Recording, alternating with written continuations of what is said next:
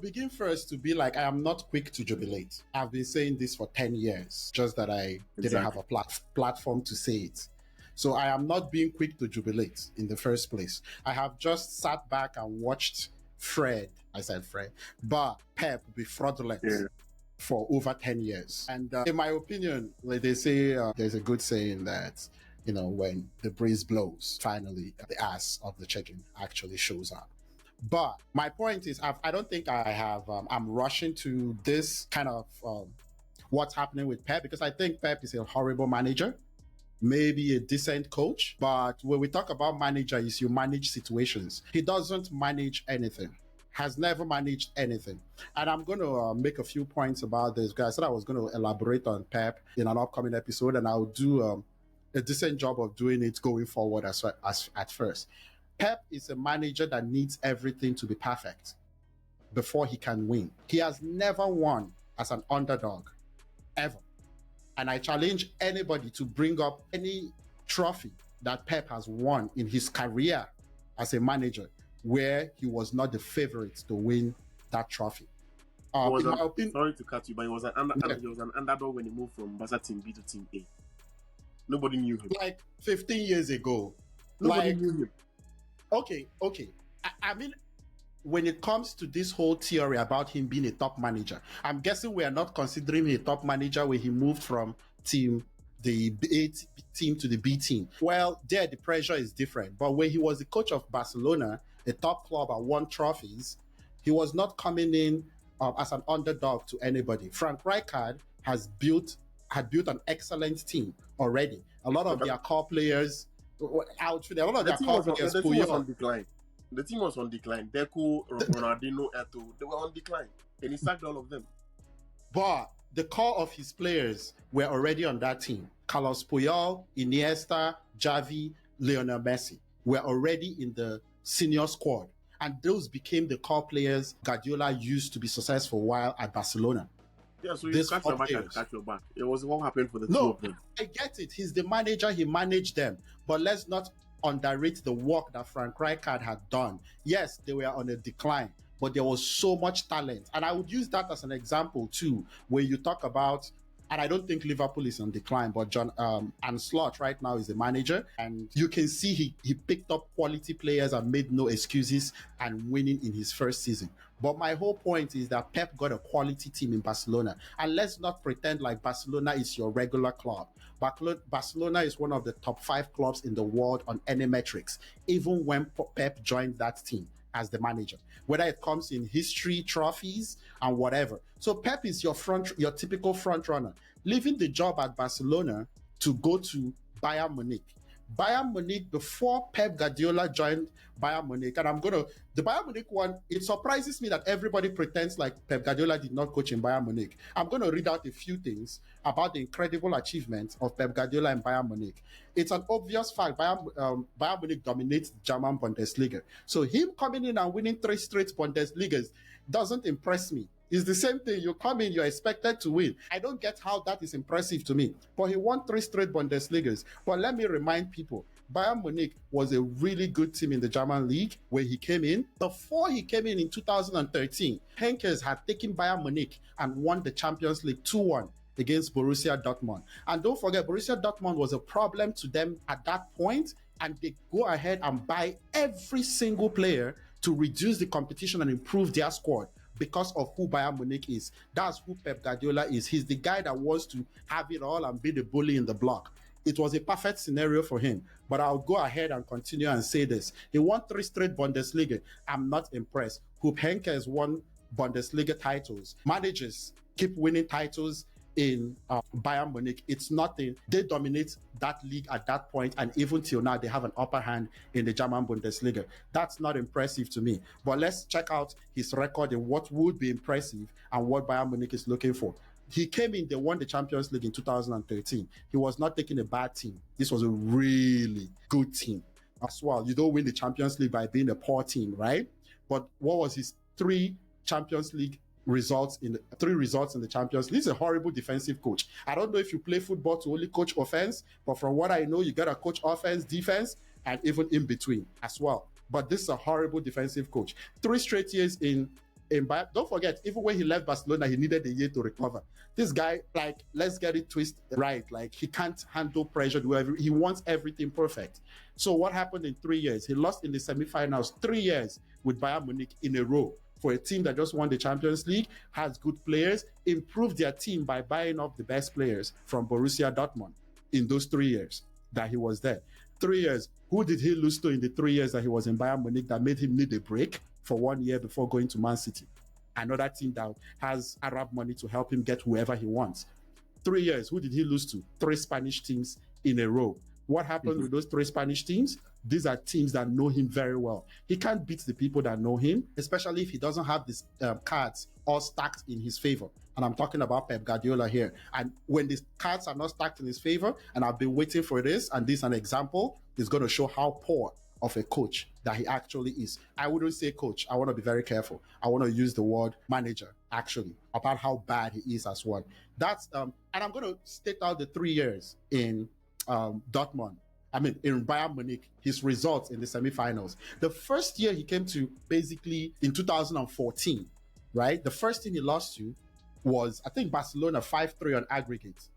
Yes, 5-3 on aggregate to Barcelona. And if we're being very honest about it, that 5-3 is actually very flattering because he lost 3-0 in the first leg. And you know, when you lose 3-0 in the first leg, what is the second leg for? Basically, an opportunity to play at the top level, being the defending champion, going back to the same Barcelona he left 2 years ago, right? And they actually know him. They know he's a horrible defensive coach. He has a good squad, but he can't actually manage to save his life if everything is not in his favor.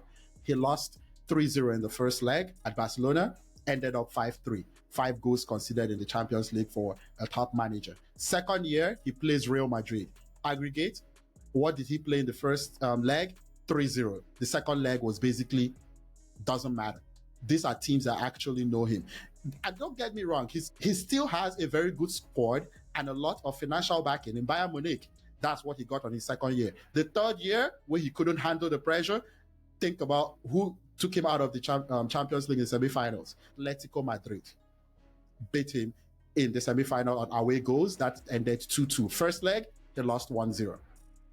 So my point is, there is this whole idea like this guy is a good manager. He stacks decks on his favor. Smart.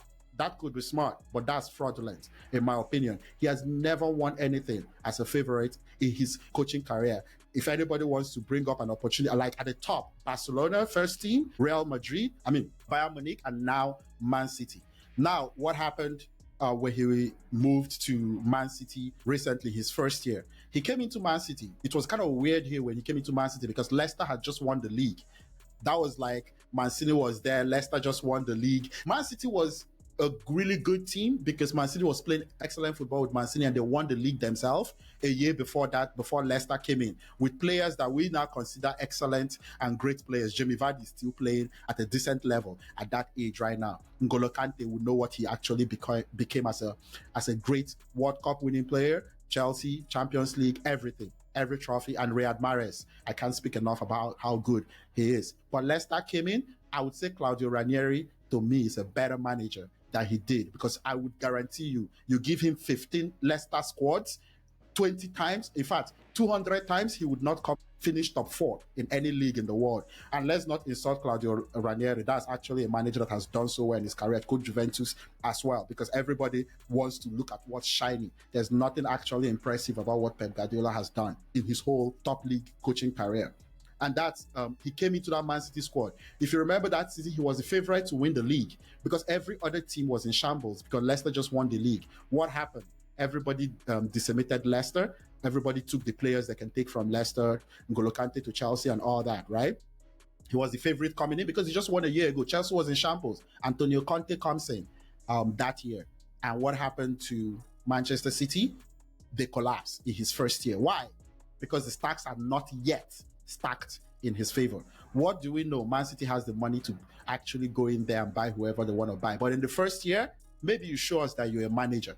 What happened? Conte started horribly the first about 10 games. What did he do? Switch to a 3-man defense and won the league. Now that is a manager that actually knows how to deal with adversity. What did he do after that in the first year? I can't coach defense. You just said it. He doesn't know how to coach defense. So what do I do when I don't know how to do something? Splurge money at it. Let's not forget how many 50 million plus euros defenders he has bought at Man City.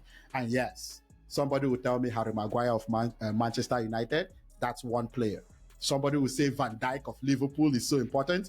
That's one defender, right? That these teams needed and paid good money for it. Let's count how many 50 million euro players Man City has gotten. Benjamin Mendy. I hope guys remember who Benjamin Mendy is. 50 million plus. John Stones, 50 million plus. Aymeric Laporte, 50 million plus. Ruben Diaz, 50 million plus. Kyle Walker was an excellent player at Tottenham. Snatched that up as well. 50 million plus, right? Ruben Diaz, 50 million plus. How many players are you going to throw money at? Let's talk about the other top managers. 50 million plus defenders, paying 50 million plus defenders is not a normal thing in football. You get one or two, you're expected to have a solid defense. Over 3-4 years, he's bought at least 6 of them. The first time he really, in my opinion, got success was when he hit on Ruben Diaz in Ruben Diaz's first season, right? And that was like, Ruben Diaz came and took over and helped him in that scenario, but he keeps throwing money at it. I'm not going to look at all the other positions because everybody pays top dollars, Haaland, Rodri, and all the other players in those positions. I'm talking about defense now because he can't coach defense to save his life. He can't manage it. And he doesn't even want to try because everybody goes around telling him how great of an offensive guy he is, as if coaching is just offense in one place. Well, if you watch American football or something, he could be a great offensive coordinator, not a manager for both sides of the game, right? And that was just, then after that, he was able to splurge all this money. Don't forget, I'm not trying to use this against him, but he got 115 charges in financial fair play. There's a lot going on there trying to actually buy these players. That's going to come up.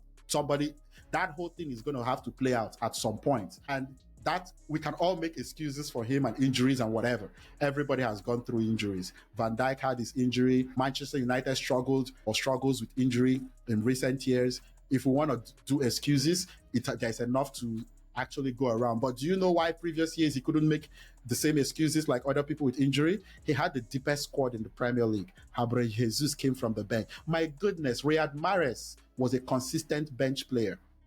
Let's just think about that for a second.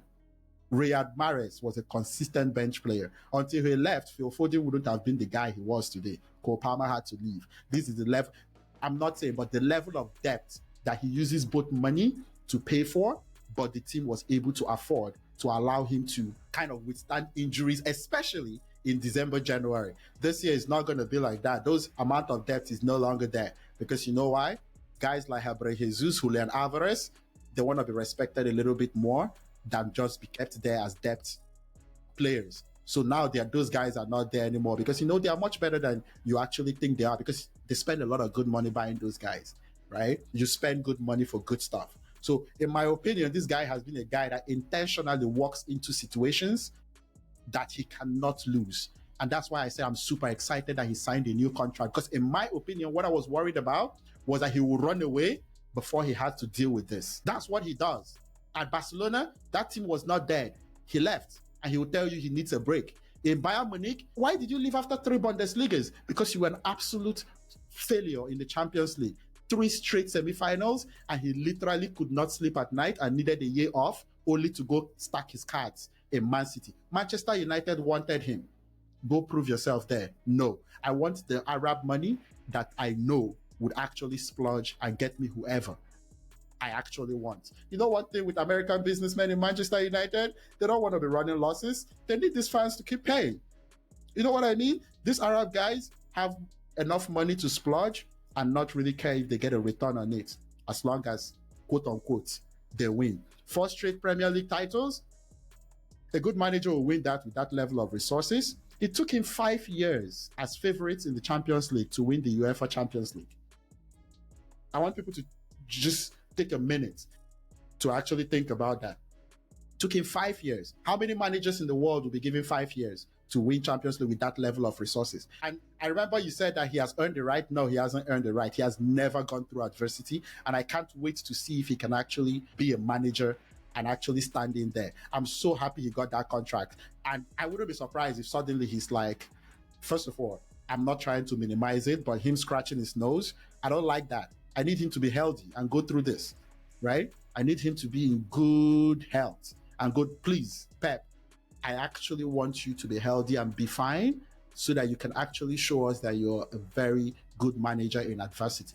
But my whole point is I know, I'm confident, can't be sure, but he would need to show it. But I'm confident he's a horrible, sucks manager. A manager that cannot sit down and fix the defense and throws money at it. Give me money too, I would actually fix my deficiencies. You know what I mean? And I'm not sure it's what we're actually out here actually praising people for and actually making them goods.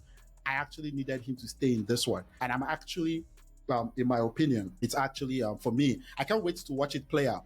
Like, he's actually just, in my opinion, he's just melting down. But it's not the first time I've seen Pep have a meltdown. I don't know if people remember, in Bayern Munich, he had a meltdown, 3 straight Champions League semifinals, and he ran away.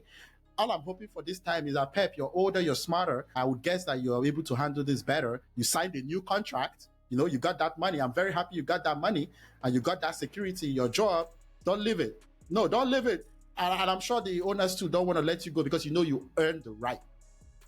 You did earn the right to actually go through this adversity that I cannot wait, right, to actually see Pep exposed as a horrible manager that he is. Good coach, good offensive coach.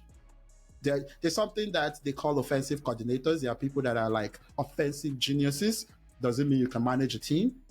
That's Pep for me. He's an offensive genius in a way, but maybe that's exactly what he is. Let's not call him a top manager in the world. Let him show us how to manage a team and not make excuses. Other people that win, they find a way not to make excuses as well. And he has had the most resources all over his career. Barcelona, Bayern Munich, Man City. Cut me a slack. Cut me a slack for guys like Ancelotti that has done it in different places. Cut me a slack for Jurgen Klopp in Dortmund and Liverpool with Pep being there. Cut me a listen, like, please. Like, top manager. Antonio Conte, better with resources. Barcelona, Bayern Munich, and Man City. I wish he was with Man City when they didn't have the Arab owners and suddenly we'll be saying what we're saying about him and actually thinking that he's a great manager. Like, can he go coach Newcastle right now with the Qatari owners? He doesn't want to do that, but maybe if Newcastle pumps in some money 10 years from now and becomes what Man City is now, he comes in, the only guy that can coach big teams. Come on. But that would be the end of my rant for Pep Guardiola. But my whole point about this is I can't wait to see this play out. I think he's a fraud of a manager, a good offensive coach, a horrible defensive coach. If you add those two things together, horrible defensive coach, genius offensive mind, that's super average in my opinion. I don't see how you can actually put that against the Mourinhos of the world.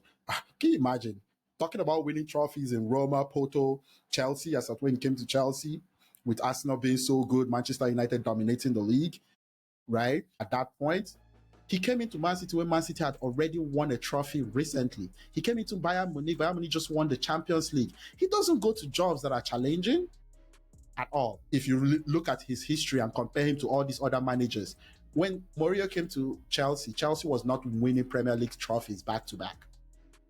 Jurgen Klopp came to Liverpool when they were on the downturn. I had to let go of Coutinho. Do you guys remember the team that he took over before he signed Mo Salah and then had the Mane? Like, I don't get it. It's like we forget because it looks so shiny in Man City and they can actually parade some beautiful and spend some money and make it look good. And especially those pundits. I need those pundits to keep defending him. And they will do that till the end of the year, till their credibility is on the line. But my whole point is, and my very good friend Daniel, I know you want to cut him some slack. No, I'm not. He hasn't earned the right for it. But most importantly, for him to earn the right to it, this is the time. You know, sometimes things happen and you got to show and prove it, the adversity. To me, he hasn't done it yet. But this is the time. If he actually proves it to me or shuts me up or gets out of it or stays in Man City, gets through these whole charges and this scenario, I have no problem. But until then, let's not actually create narratives that actually don't exist for Pep Guardiola. Basically, I'll end there and we're going to continue with the show. Because I can go on and on about Pep because people will be like, it's what? No. Right from before Bayern Munich, I might have fallen for he was a decent coach. Because, you know, he was in Barca, he won, there's Messi, you think, and then you go to Bayern Munich and he showed me he has no adjustment in him. He's a really stubborn guy. It's my way or the highway in terms of the style that he plays, right?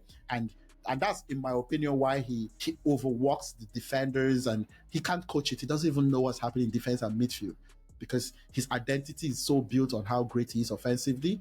But he wants to be a manager. He doesn't want to be an offensive, creative director. He's even director. I don't even know what to call him in soccer when you're so good offensively. But Pep Guardiola, I'll be so excited, and please prove me wrong. Who am I? Of course, the pundits know better than me, and I would let them get to that.